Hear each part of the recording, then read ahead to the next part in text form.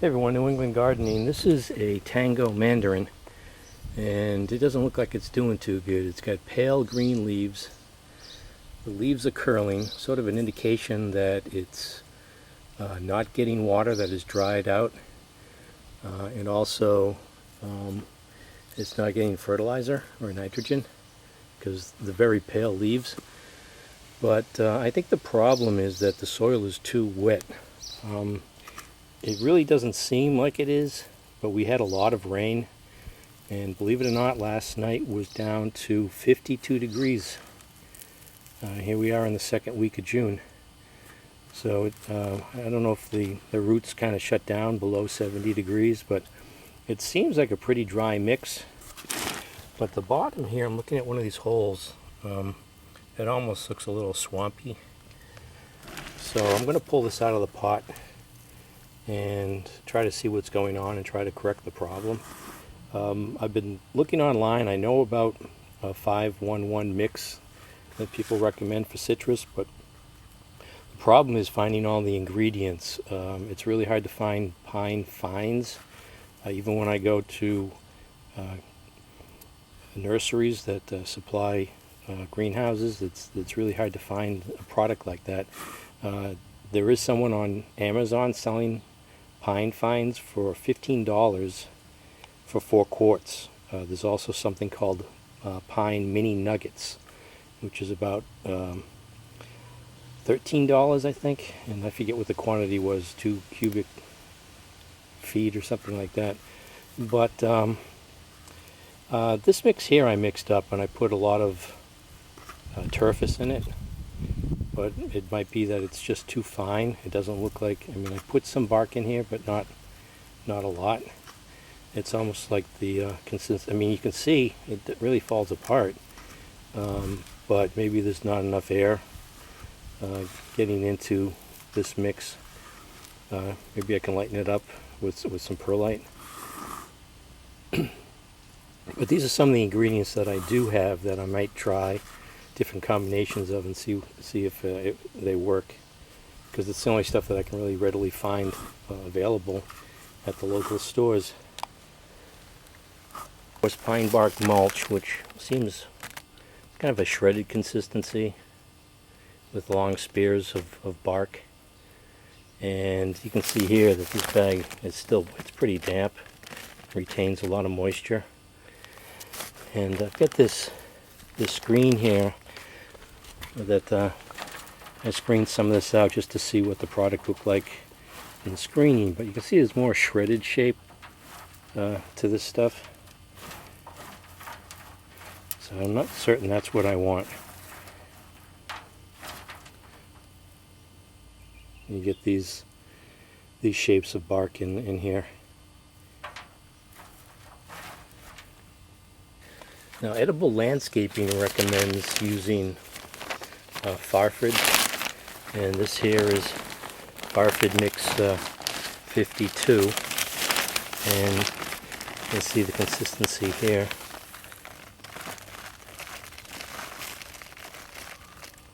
It's got perlite in it. Looks like it has, pieces of bark. And maybe if I amend this with some more perlite, that's all I need to do. But I like to get some nice uniform pieces of bark in the mix that I want for my citrus tree here, the Tango Mandarin.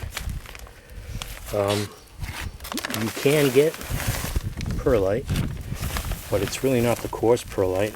I did recently buy some perlite online that was supposed to be coarse, and I think it's finer than the stuff here that you can get at the local building supply store. So I'm just going to stick with this, and hopefully with a little more effort find a real coarse perlite. Now, there is this product here, which is an orchid bark, and maybe if I screen this I can get some consistent pieces. This doesn't look like it's pine though.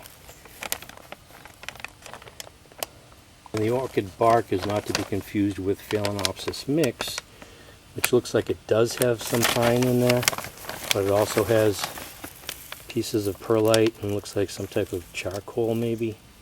And it also has these chunks of peat, it looks like, which would retain water. So that looks like that's pine. And this is the size perlite that I wish I could find. This here.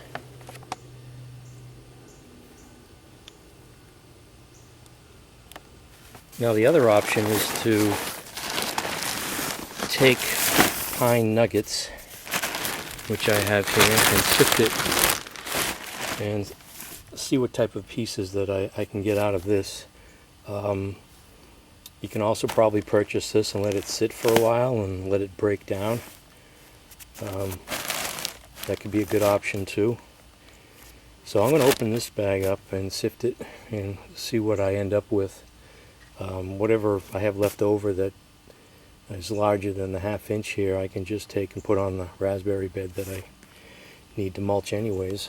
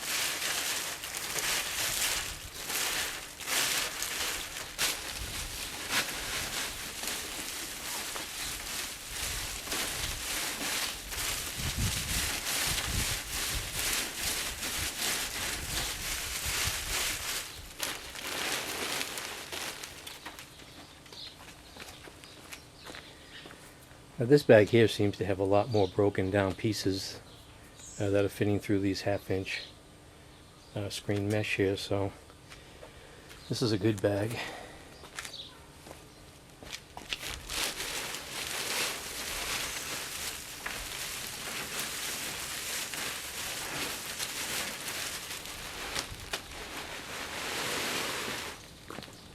This is a bag that I've had sitting around for a year. So it's broken down a little bit.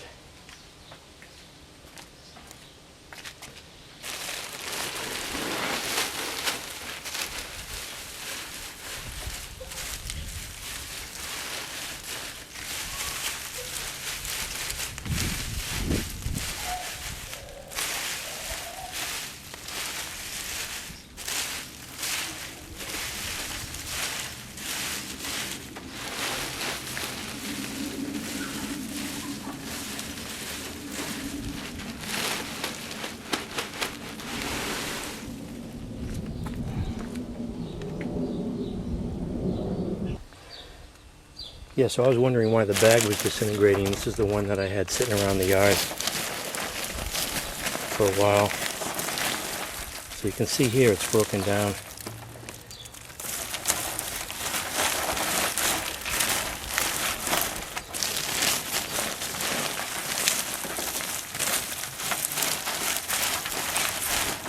I'm getting a lot of good sizes off of this bag here.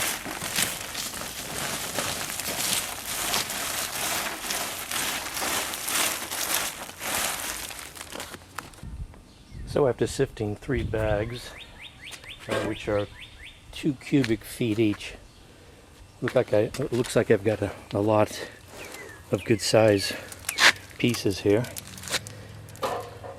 Now there is a lot of sapwood. I guess I need to pick this stuff out. It looks like I've got plenty, and plus, you know, the remaining larger pieces I'm going to use anyways on my raised beds. I've got the blueberry beds and the raspberries that need mulching, so I'll use those larger chunks of bark to put on those beds.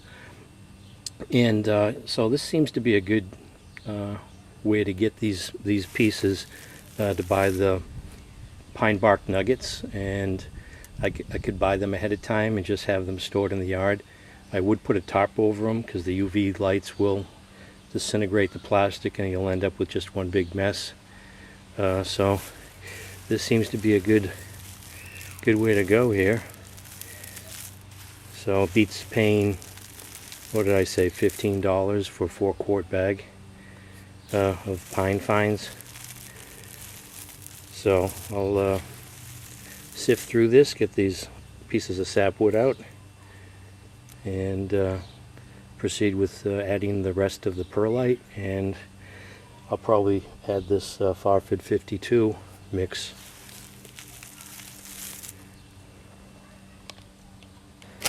So you could actually just keep these bags stored again to let them break down further, or in my case I'm just using them to mulch areas that need mulching, and in this case the raspberries.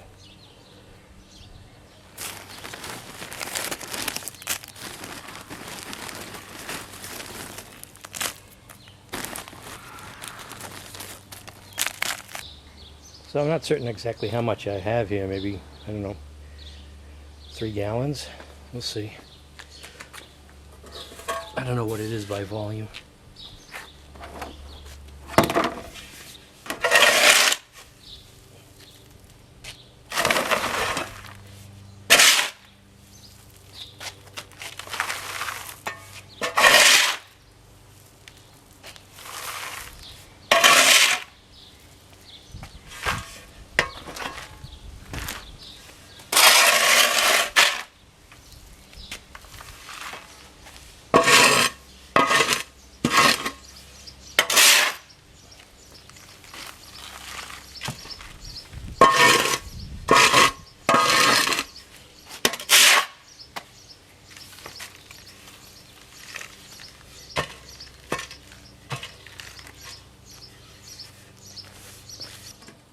So that container there is 15 by 12.5. So when I add the 15% perlite and then the 15% farfad 52, I get more than enough to fill up or repot a citrus or a couple of citrus if I use these smaller pots.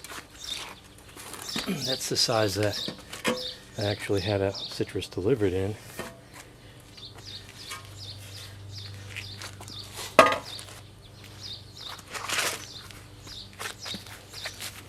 And you can see the consistency here. I don't know, it's kind of, it has pieces of bark in it, but it's a little boggy or damp. I can see the pieces of osmocott in there, and maybe the bark has broken down. But maybe I need to put that citrus in a, I don't know, a smaller container also.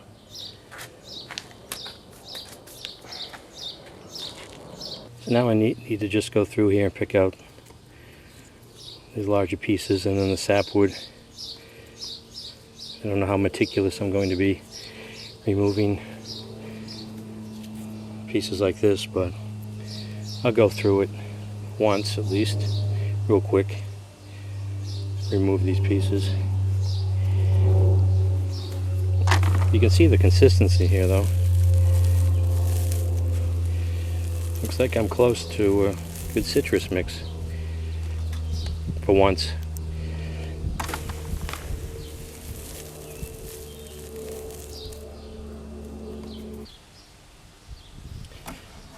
So here's what I picked out. Is there more? Yeah, there's more, but I don't want to spend all day picking out the sapwood here. So I don't know how I'm going to measure this now. It's a little bit more. It's more than about 70% there, right? And then I'll just fill this space here with half perlite and half of the farfad 52 mix.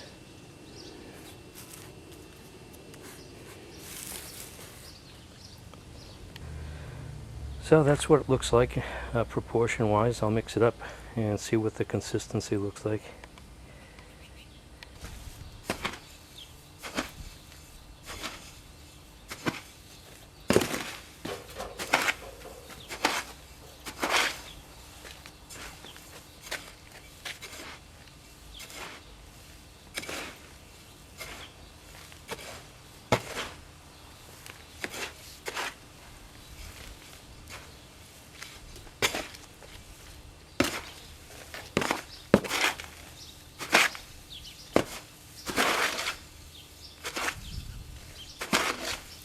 So you really have to get in there and get your hands in this mix to get a sense of the texture and whether you've got a nice draining mix. That way you'll know what to look for the next time you make it.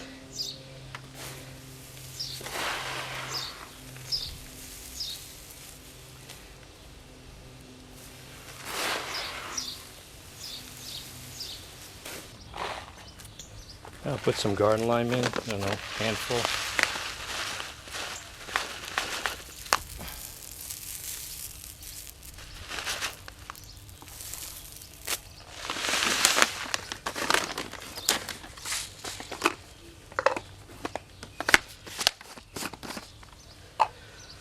Put some slow release fertilizer in.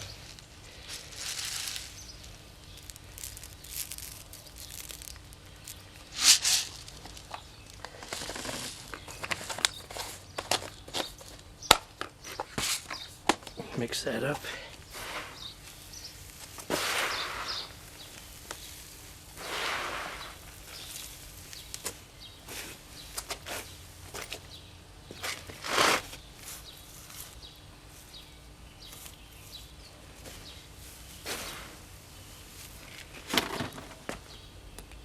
So now we can see the consistency of this. Pretty loose. I wish I had the larger, the coarser perlite, but I don't.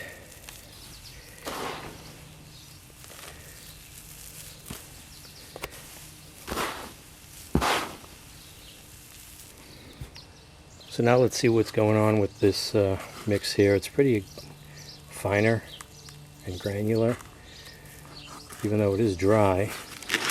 But let's take this out of the pot and see what it looks like.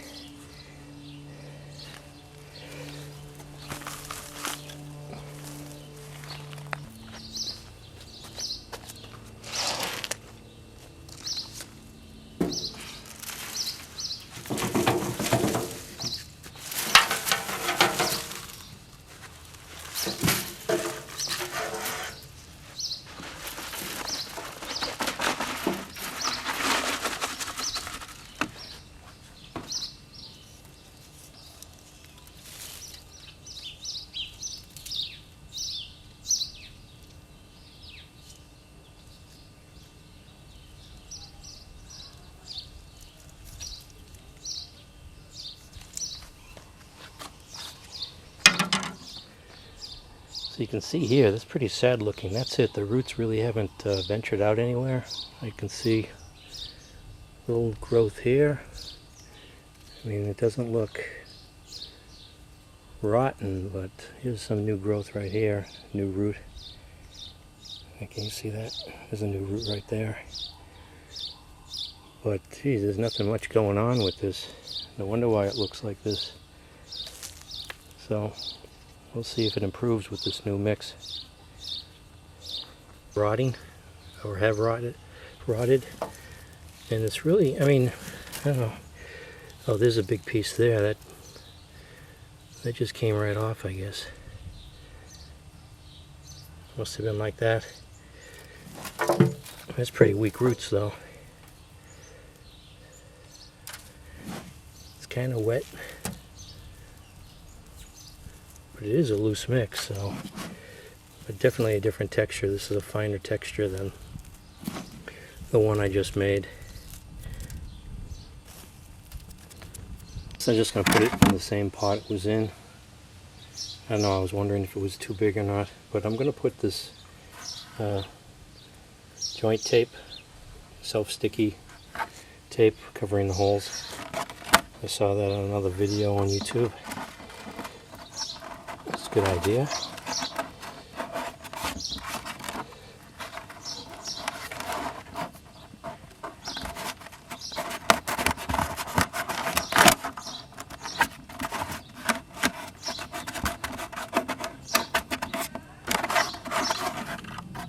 So I'll go ahead and start filling this up.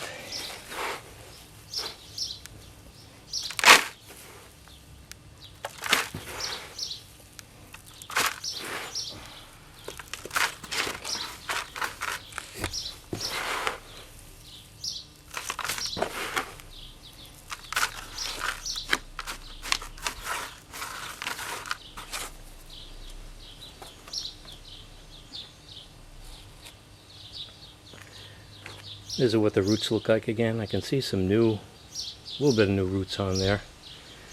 Not exactly sure what broke off when I pulled it out of the pot, but I can see something going on there. And you want to make sure that this graft is well above the soil level. Probably want these roots showing here, just above the soil.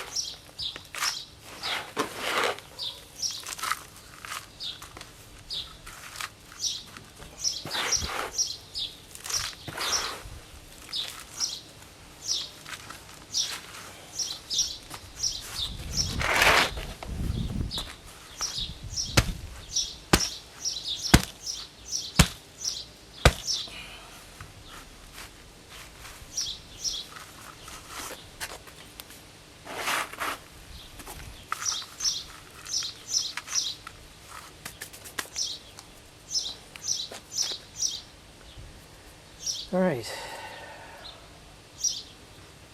I'll water that in now.